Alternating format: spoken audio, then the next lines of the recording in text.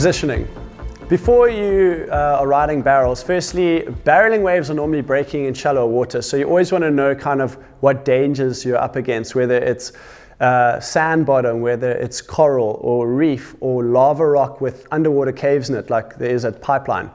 It's a really good idea to know what dangers you're up against and always be aware of the dangers all around you. When you are trying to line up for a barrel, most of the time you're surfing short waves and you have to backdoor the peak. The positioning here is crucial, and again it's very, very important to make lineups with the beach. So if you're surfing a reef break and the wave is breaking in exactly the same place, you want to be taking off behind the peak so you can backdoor it and ride through the barrel. This takes a lot of commitment, but when you start getting used to it, then it's really, really awesome. So remember, with your lineups, you want to make land markers on the beach to know exactly where you are.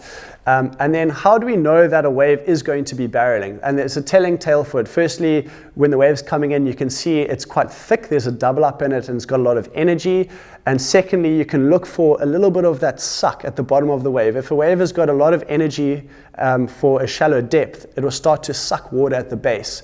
And basically, when you're backdooring a barrel, you want to be taking off just behind that suck. So as you're bottom turning, the suck is in front of you and the wave starts to suck and barrel in front of you and you go straight through it. So positioning is crucial. For other waves, if you're surfing like a point break, say like Jeffreys Bay, you might be taking off and getting speed and getting barreled down the line. That's a whole different story. But again there, in order to tell that the wave is going to be barreling in front of you, you want to look for the double up in the wave and that little bit of suction that starts to happen at the bottom of the wave. The bottom of the wave might fall a little bit flatter, and that's going to cause the top of the wave to stretch out more into the flats and cause a barreling wave. It's quite difficult to actually get barreled without being intentional about it, because you do have to take off that much deeper. It's often a lot more uncomfortable taking off far behind the peak.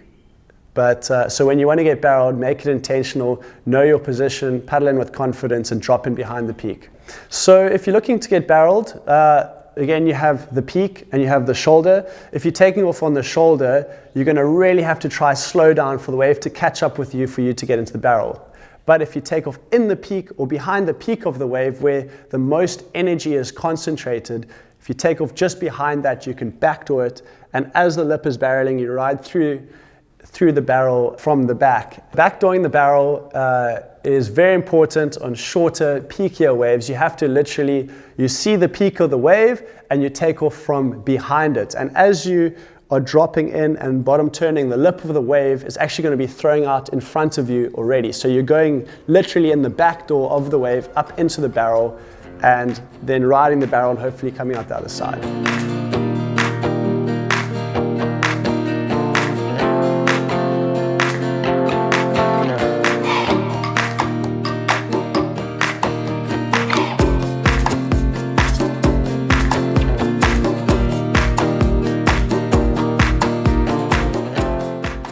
Paddling in.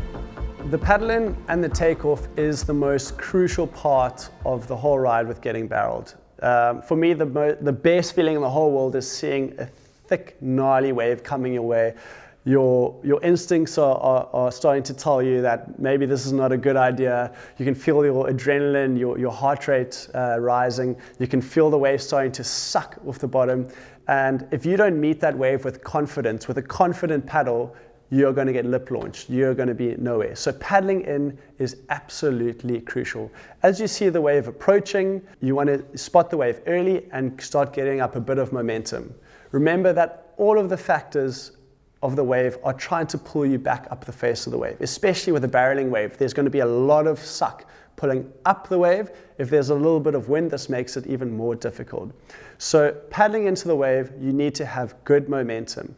Long, deep strokes. You want to have your chest flat on the deck of your board. You want to have your chin pushing the nose of the board down, and you want to be coming in with intention, with purpose, pulling yourself down the face of the wave. And as the wave picks you up, take that extra stroke down the face of the wave, pull yourself. Your last two strokes have to be your strongest to pull you down the face of the wave. You need to have enough momentum to beat all those factors that are pulling you back up the face.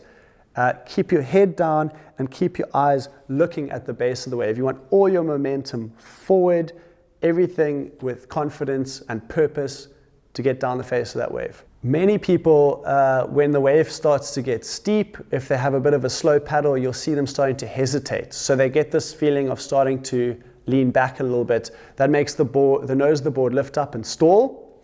And this is terrible. As soon as that starts to happen, as soon as you have a slow paddle, you hesitate and you pop up maybe a little bit too early, everything pulling up the face of the wave, you're going to get stuck at the top of the wave and you're going to become one with the lip and get thrown out into the flats of the wave. That's probably the worst place to be. So make sure you have a strong paddle, make sure you have strong momentum down the face of the wave.